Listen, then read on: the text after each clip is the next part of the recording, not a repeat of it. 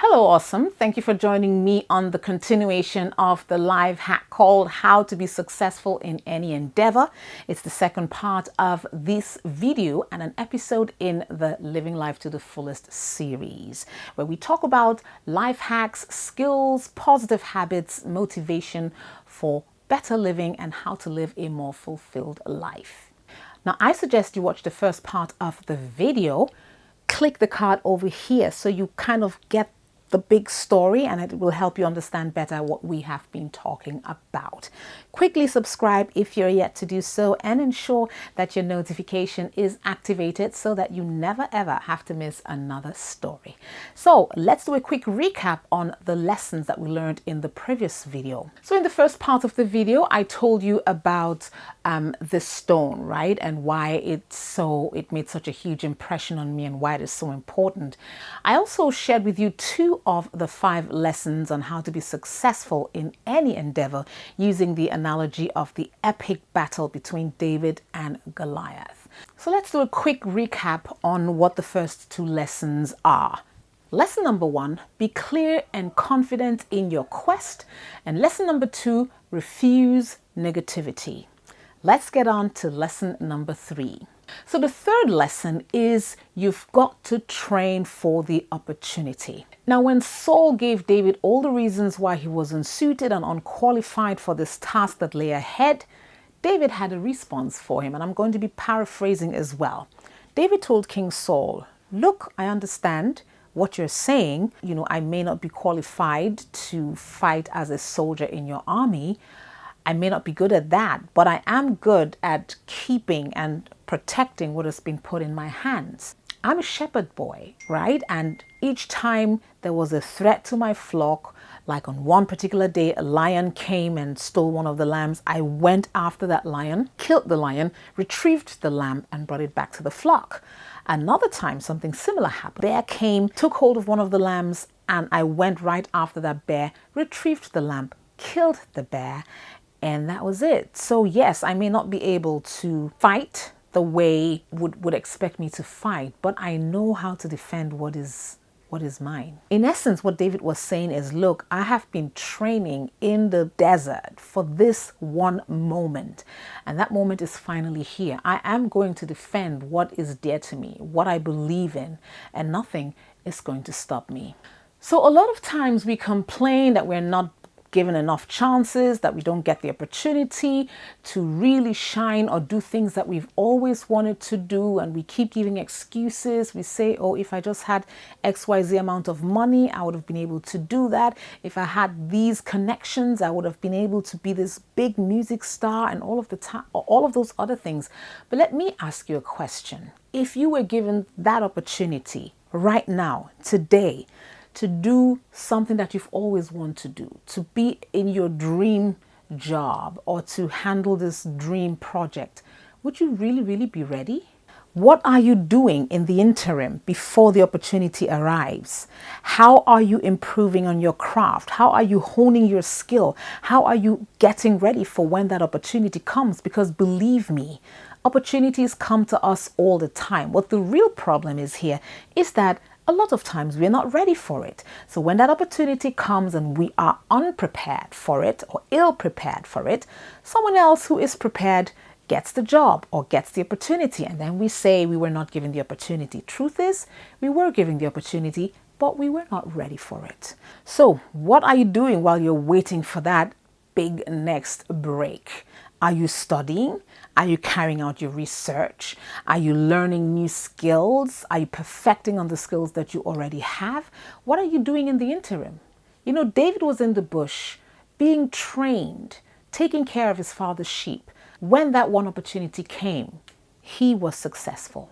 Okay, the fourth lesson is leverage on your strength, and this is so very important. Now, each of us has been given gifts and abilities that are unique to us. I mean, you may be a good writer, or you may have a good eye for color, or you are able to teach subjects in the way that nobody else can do that. And these are things that are unique to you. Can you focus on those strengths that have been given you, on those abilities that have been given you. A lot of times we focus on other people's strengths and we keep wishing, I wish I was like this. I wish I had this. I wish I had that. If it is a skill that you can learn and something that will enhance or improve your work, by all means, go ahead and learn that skill. But you ought to focus on the things that you have already. There's a reason for why God gave you those abilities, and you would be smarter to focus on those strengths instead of ignoring them and looking at other people's strengths. Let's get back to the story of David and Goliath. Now, when King Saul finally agreed to let David face Goliath, he put on all of his battle armor on David, you know, like the helmet, the heavy iron breastplate, the sword, and all that stuff. And he was really trying to get David to fight the war with his own abilities. But obviously, David didn't know how to fight and all that stuff because they were not his strengths. They were not his abilities. So he had to take all of that off. What David did instead was he leveraged on his own strength. He leveraged on his stealth, you know, on the fact that he was able to fight. And with that, he was able to win the battle. What are your strengths? What are your abilities? Have you taken the time to list them out, to identify what they are?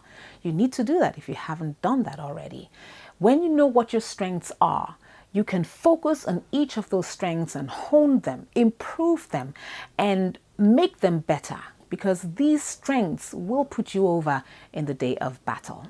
And the fifth lesson is take prompt action. Now, this is the most exciting part for me because that is where the smooth stone right here comes in. So after David shed off all of King Saul's armor, which he obviously couldn't use, he grabbed his staff, took 5 smooth stones, took his sling, which was some sort of a catapult, and went straight to face Goliath. And we are told in that story that David ran. David literally ran towards Goliath. And while Goliath was still taunting them and like, are you guys serious? Like, you are sending this little brat to come and challenge me? David ran towards him, picked up one of those 5 smooth stones, grabbed his sling or his catapult, one aim, and that was the last we heard of Goliath. Now notice that David ran to meet Goliath. He took prompt action. He made a purposeful decision. And in that instant, he went for it. So when you have determined what your goal is and you have closed your ear to all of the negativity around you, you have trained for that opportunity, you are leveraging on your strengths and abilities, the next step is to take prompt action. Don't hesitate. Don't procrastinate. Make that move. Take that action. That's where your victory lies. You've got to take that action. So there you have it. 5 lessons, and these lessons come from the attitude and disposition that David had. Let's do a quick recap of what those 5 lessons are. Lesson number 1, be clear and confident in your quest. Lesson number 2, refuse negativity. Lesson number 3, train for the opportunity. Lesson number 4, leverage on your strength. And lesson number 5, take prompt action. I can't wait to hear your success story. So drop me a comment in the section below and let me know what project that you're currently working on or something that you are trying to achieve. If you have found this video helpful in any way, please give it a thumbs up and of course subscribe if you have not yet done that. I had an absolutely amazing time here on this video with you. I am Zoe Maven. Always remember this.